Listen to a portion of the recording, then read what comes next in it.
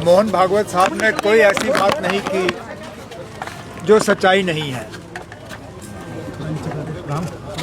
जेन जी ने जो प्रोटेस्ट किया अपने अधिकारों के लिए किया, अपने हक के लिए किया।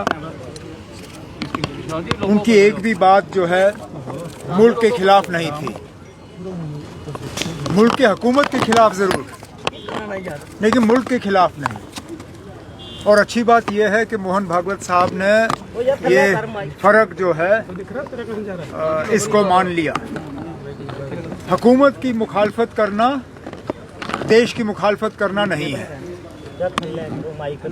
अक्सर बेशतर हुकूमत की मुखालफत करना देश के लिए फ़ायदेमंद होता है, क्योंकि जहां गलतियां होती हैं उन गलतियों को दुरुस्त किया जाता है।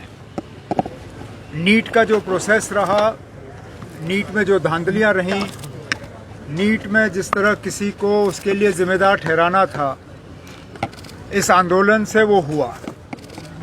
और शायद इसी से आगे जाके इम्तिहानों का जो सिलसिला है वो और बेहतर होगा।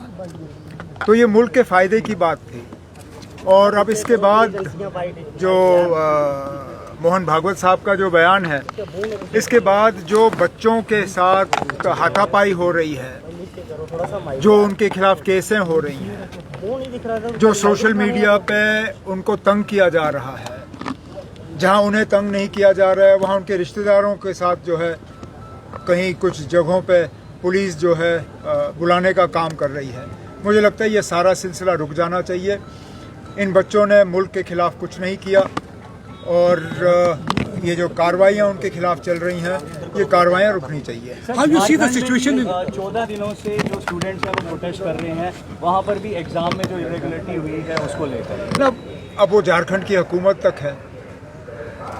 मैं उम्मीद करता हूँ कि हेमंत सोरेन साहब इस बच्चों की जो इस मांग को है उसको नज़रअंदाज नहीं करेंगे। उन्हें बुला लीजिए, उनसे बात कर लीजिए, और अगर वाकई वहाँ पे कुछ हुआ है तो उसके खिलाफ कार्रवाई करिए, जिस तरह हमने यहाँ पे किया था। सर, महबूबा मुफ्ती ने इल्तिजा मुफ्ती पे कार्रवाई को सही नहीं ठहराया। उनका कहना है कि उनको जो है वो जनाब ये फिक्स्ड मैच में आप मेरे से कमेंट्री मत मांगिए ना।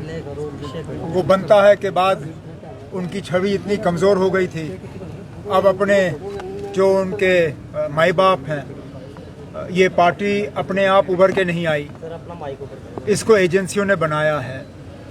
जब जब इनकी छवि कमज़ोर हो जाती है, एजेंसियों के तरफ से कोशिश की जाती है कि इनकी क्रेडिबिलिटी दोबारा बने।